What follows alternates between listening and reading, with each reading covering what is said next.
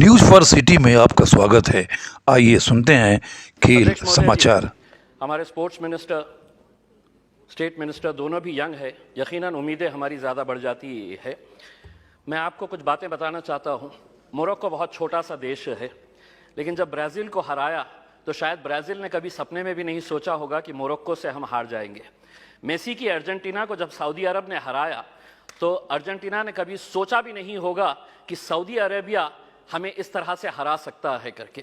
लेकिन ये दोनों टीम्स, चाहे वो मोरक्को हो या सऊदी अरेबिया, जब मैदान में उतरे होंगे, उन्होंने पिछले 5 सालों से लगातार मेहनत कर रहे हैं ये सोचकर कि हम उतरेंगे तो हम जीतेंगे करके। हमें 135 करोड़ की आबादी वाले देश के अंदर हम लोग क्या कर रहे थे उस वक्त? हम टेलीविजन के सामने बैठे हुए थे और हम ताली बजा रहे थे। खिलाड़ी कोई और था मैदान के अंदर, लेकिन हम खुश हो रहे थे कि देखिए कितना अच्छा गेम हो रहा है करके। उसमें हमें अफसोस इस बात का होना चाहिए कि 135 करोड़ की आबादी वाले देश के अंदर हमने 11 फुटबॉल खिलाड़ियों को तैयार नहीं किया। उस दिन सारे देश ने इस बात का चिंतन किया और हमने भी सोचा, यकीनन आपने भी सोचा होगा कि कहीं ना कहीं कुछ हमारी खेल नीतियों के अंदर कुछ बदलाव लाने की जरूरत है, वरना 135 करोड़ देश की आबादी अगर हम एक टीम तैयार नहीं कर रहे हैं तो कुछ ना कुछ कहीं ना कहीं गलत हो रहा है। इस बात का एहसास हुआ है और शायद वही एहसास को लेकर आज हम सभी लोग यहां पर इकट्ठा हुए हैं। मंत्री जी, मैं आपसे पूछना चाहता हूं, यूएस और चाइना ऐसा क्या कर रहा है कि उनके खिलाड़ी मैदान के अंदर उतरते हैं, कोई भी इंटरनेशनल इवेंट जब ऑर्गेनाइज होता है तो उनके खिलाड़ी गोल्ड ऐसे ही हंसते हंसते लेकर चले जाते हैं। हम एक गोल्ड अगर लेके आ जाते हैं तो पूरा देश सेलिब्रेट करता है, बल्कि प्राइम मिनिस्टर ले लीजिएगा, पूरे मिनिस्टर्स ले लीजिएगा, पूरे चीफ मिनिस्टर्स उसका जश्न मनाते हैं, जबकि हमारे पास पोटेंशियल इससे ज्यादा है।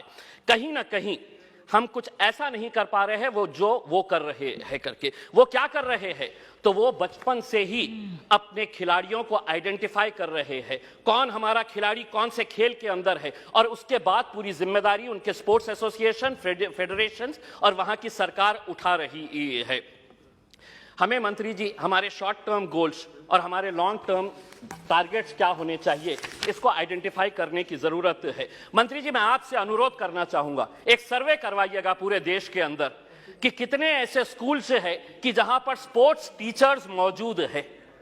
पूरे देश के अंदर, चाहे वो प्राइवेट स्कूल्स हो या गवर्नमेंट स्कूल्स है, स्पोर्ट्स टीचर्स कितने स्कूल्स के अंदर है। एक सर्वे करवाइएगा कि कितने स्कूल्स के अंदर प्लेग्राउंड्स मौजूद है। एक सर्वे करवाइएगा कि अगर ग्राउंड मौजूद है तो स्कूल के अंदर क्या एक फुटबॉल है, एक क्रिकेट का किट है, एक रेसलिंग का मैट है, क्या वहां पर बास्केटबॉल के लिए कोई सुविधा है। एक सर्वे करवा लीजिएगा पूरे देश के प्राइवेट, और तब आपको पता चलेगा कि हम लोग अगर खेलों के अंदर पीछे है तो इसकी वजह क्या है।